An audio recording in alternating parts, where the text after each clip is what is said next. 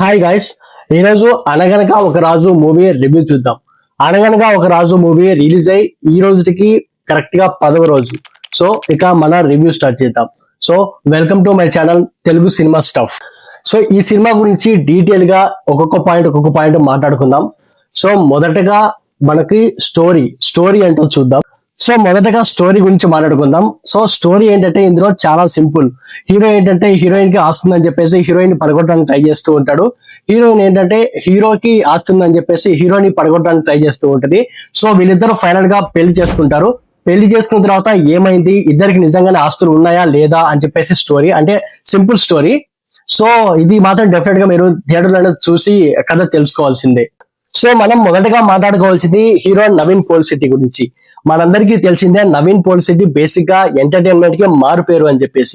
So ఈ సినిమాలో కూడా ఫస్ట్ ఫ్రేమ్ నుంచి లాస్ట్ ఫ్రేమ్ వరకు చాలా బాగా ఎంటర్టైన్ చేశాడు.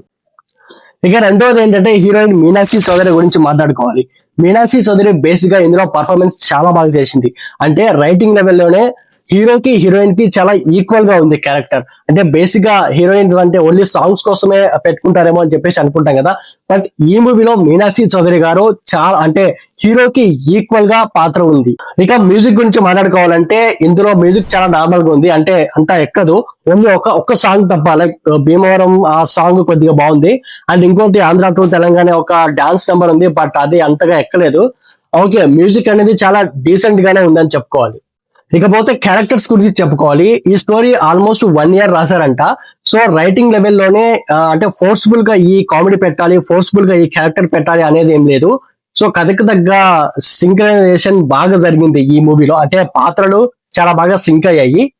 సో ఫోర్స్ఫుల్ గా పెట్టినట్టు ఏం అనిపించలేదు. ఫస్ట్ ఫ్రేమ్ నుంచి, ఇందాక నేను చెప్పినట్టుగా ఫస్ట్ ఫ్రేమ్ నుంచి లాస్ట్ ఫ్రేమ్ వరకు లైక్ బాగా కుదిరింది కథ. అంటే ఎక్కువ ఫోర్స్ఫుల్ గా పెట్టడం కానీ, ఫోర్స్ఫుల్ కామెడీ కానీ అలా ఏం లేదు. కథలోనే కామెడీ జరిగిపోతూ ఉంటుంది అనమాట. సో ఇది మూవీకి చాలా బాగా ప్లస్ అయింది. సో ఫైనల్ గా మనము పర్ఫార్మెన్స్ గురించి మాట్లాడుకుందాం, ఒక్కొక్కరి పర్ఫార్మెన్స్ గురించి. ఫస్ట్ నవీన్ పోల్శెట్టి.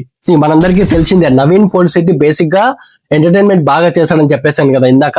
సో అదే విధంగా ఫస్ట్ ఫ్రేమ్ నుంచి లాస్ట్ సీన్ వరకు, అంటే ఫస్ట్ సీన్ నుంచి లాస్ట్ సీన్ వరకు ఎంటర్టైన్మెంట్ చేస్తూనే ఉంటాడు అనమాట. సో ఈ విషయంలో నవీన్ పోల్శెట్టిని మెచ్చుకోవాలి, చాలా బాగా ఎంటర్టైన్మెంట్ చేశాడు. సో నెక్స్ట్ థింగ్ వచ్చేసి మీనాక్షి చౌదరి హీరోయిన్. అంటే ఇద్దరికి చాలా ఈక్వల్ క్యారెక్టర్ ఉందని చెప్పాను కదా.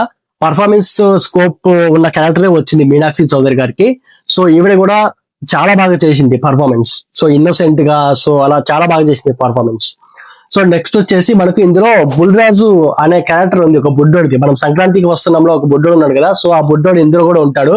సో ఆ బుడ్డోడు వచ్చినప్పుడు ఓకే, ఐ మీన్ చాలా బాగా నవ్వొస్తుంది అనమాట. సో అది కూడా చాలా ప్లస్ అయింది ఈ మూవీకి. నెక్స్ట్ వచ్చేసి రావు రమేష్ గారు. సో రావు రమేష్ గారు కూడా లైక్ ఆయన గురించి మనకు తెలిసిందే, పర్ఫార్మెన్స్ ఏ రేంజ్ లో చేస్తాడో. సో పర్ఫార్మెన్స్ ఇందులో చాలా బాగా చేశారు రావు రమేష్ గారు కూడా. సో ఫైనల్ గా చెప్పాలంటే సంక్రాంతికి చాలా సినిమాలు రిలీజ్ అయ్యాయి, మన అందరికీ తెలిసిందే కదా. సో 4-5 సినిమాలు రిలీజ్ అయ్యాయి. సో సైలెంట్ గా వచ్చి ఈ అనగనగా ఒక రాజు మూవీ నవీన్ పోల్శెట్టి హిట్ కొట్టుకొని వెళ్ళిపోయాడు అనమాట. సో సో ఇది మన 10వ రోజు మన ఫైనల్ రివ్యూ. సో నా కంటెంట్ నచ్చినట్లయితే please like and subscribe to my channel. Thank you so much.